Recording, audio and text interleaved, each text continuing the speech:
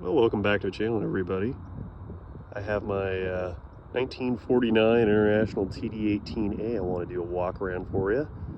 I ended up with this tractor after doing a little bit of trade work. I got rid of a bunch of other pieces of equipment I had. This one came to me and it wasn't running, and we got it running. It needed a few things. The magneto didn't have any fire in it when we got it, so we charged the magnets in it, and we had to fix the impulse. When we finally got it running on gas, it took a little bit, and we finally figured out we couldn't quite switch it over to diesel, and it had about, I think it had 3 of the 6 plungers stuck in the injection pump. So we freed them all up, and we were able to finally get it to start on diesel. And when I got it, I was very fortunate. This tractor is actually in very good shape. The rails and everything are in very good shape. The grousers are in good shape. It's got your typical buildup on the sprockets, and this one's a little odd because this side's got self-sealing rollers on it, and the other side has the factory style, the original style Alamite fittings on it.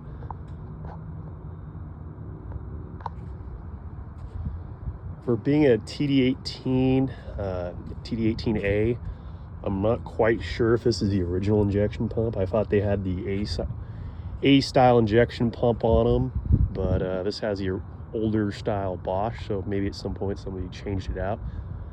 Those might be arguably better than the international style pump, but it's been a very good tractor for me. I've done a lot of ripping with it already. Unfortunately, the left steering clutch is stuck on it, so I'll be doing a how-to video on how to fix that on these. I just did a TD14, and it wasn't that bad. There's no real special tools required, no compressors or anything like that, but it's fairly time consuming. You know, it's Td18a. The difference between a Td18a and a Td18 from the earlier versions that I've noticed are, one, the heads. So the heads are quite a bit different. These are actually a 2-piece head.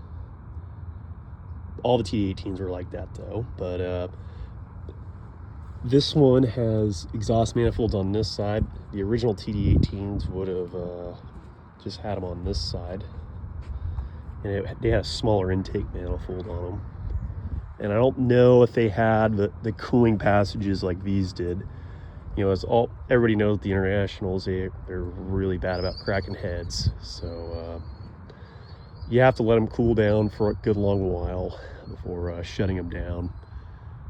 And the other big noticeable change between the Td18 and Td18a is, one, Td18a has helper springs on the control arms. It helps out a little bit, not too much. And then the other thing is they have a lock on the shifter, because I guess after a while of use they start popping out of gear, and that kind of alleviates that from happening. But all in all, this has been a really good tractor for me. You know, I felt like it was a pretty, one, it's a stand-up tractor, and two, it's not terrible on fuel. Like, I've used the old HD10 quite a bit too, and this one's quite a bit bigger. It's got quite a bit nicer lower first gear, and this one used probably a third of the fuel that the HD10 used. Like, it was pretty fuel efficient when I only had to fill it up once for 20 acres of ripping. And it's probably about a 60-gallon tank. I know old Alice, I probably would have had to fill it up twice, and it's about a 50 or 60-gallon tank also. As we can tell, this tractor's seen some use by the Drawbar. It's been built up with some interesting pieces here, to say the least, but it's definitely seen its use. It's got a nice little BG on the back. All in all, it's been a pretty good old tractor for me. Like I said, like the tracks and everything are in very good shape. At some point, I know somebody has replaced all of this. You know, there were the guy had two of these TD18s. One was an actual TD18, an earlier one, and he had this one.